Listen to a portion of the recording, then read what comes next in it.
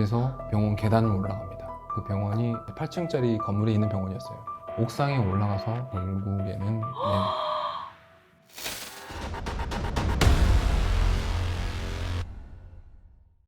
저만 그랬겠어요? 이모도 그렇게 했고. 그러니까요. 네. 그런 주변 이야기를 사람들도 좀 말리지 않았을까요? 이분은 네. 주변 사람들이 없습니다. 왜요? 유흥업 종사자였었고요. 아. 사실은 남편도 일을 하면서 만나게 된 관계였고, 아무래도 이제 자기가 유흥업을 하고 있다는 걸 숨겨야 될 필요성도 있고, 일하는 시간대가 다르다 보니까 사람을 만나기도 쉽지 않고, 자연스럽게 예전에 가꿨던 사람이 있을지라도 정리가 되죠. 그런 환경적인 것도 좀. 네. 네. 그래서 알고 있는 사람이라고는 남편의 지인들, 남편의 친구들이에요. 근데 그 사람들은 남편 편이 자신의 편은 아니니까 그런 것들을 솔직하게 이야기할 수 있는 사람도 많지 않았고, 따끔하게 질책해 줄 사람도 많지 않았고, 의존할 때라고는 이모나 이모부 혹은 저였는데, 그때 이제 단호하게 이야기는 했습니다. 이게 기회다, 마지막 기회다, 없으면은 또다시 무슨 일이 일어날지 모른다 라고 이야기를 했는데, 분명히 저의 말을 숭고한 듯하게 보였어요. 네. 예. 그렇기 때문에 뭐 별일이 없을 거라고 생각했죠. 근데 일을 진행을 하려면 당연히 이제 의뢰인하고 이야기를 해야 되니까 그쵸. 연락을 하는데 어느 순간부터 연락이 되질 않아요. 이모부하고 이모한테 연락을 했죠. 네. 연락이 안 되니까. 예, 네. 연락을 했죠. 그러니까 하는 말이 다시 들어가겠다고 하고 자신들하고도 연락이 잘 안 된다라고 말씀하시는 겁니다. 왜요, 진짜.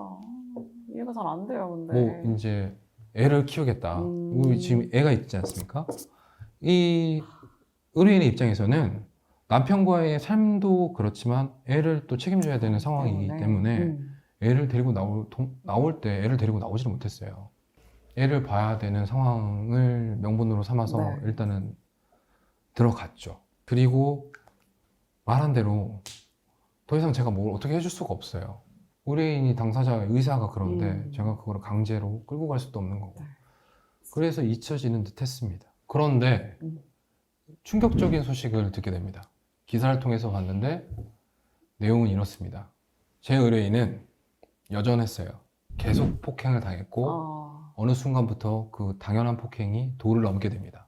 병원을 입원하게 되는 상황까지 됐어요. 네. 거기서 남편이 왜 여기에 누워있냐, 집에 와서 일을 하거나 아이를 돌봐야 되지 않을 거 아니냐라고 하면서 또 때린 거예요. 어머, 병원에서요? 예, 병원에서 사람들이 많은 무섭다, 병원에서 진짜. 또 때린 거예요. 네. 제 의뢰인은 이제 더 이상 참을 수가 없었던 것 같아요. 계단을 올라갑니다. 8층 병원이에요. 8층짜리 건물에 있는 병원이었어요. 옥상에 올라가서 결국에는 생을 마감합니다. 스스로요? 네, 스스로 생을 마감합니다. 그러면 그 시간에 남편은 뭐 하고 있었을까요? 계단 올라가는 동안? 뭐 신경 쓸 일은 없죠. 어차피 뭐 홧김에 때렸고 어떻게 되든 뭐 상관은 없다라고 생각했을 테니까. 뭐 맞아, 그런 배려가 있었다라면 이런 일이 벌어지지 않았겠죠. 그래서 이혼을 못한 결과가 결국 당사자의 죽음이라는 것으로 귀결이 되게 됐는데, 그래서 제가 이제 생각들이 많이 바뀌었어요. 사실은 이혼을 한다는 건 가정이 이제 파탄이 나서 그 어떤 구조가 깨진다는 거기 때문에 그걸 절대 장려를 할 수는 없어요. 최대한 그 사람의 이야기를 들어봐야 되고 혼인관계가 유지될 수 있는지도 생각을 해봐야 되고 고려해야 할 것들이 굉장히 많습니다. 주변 환경이라든지 아니면 가족 구성원이라든지. 네.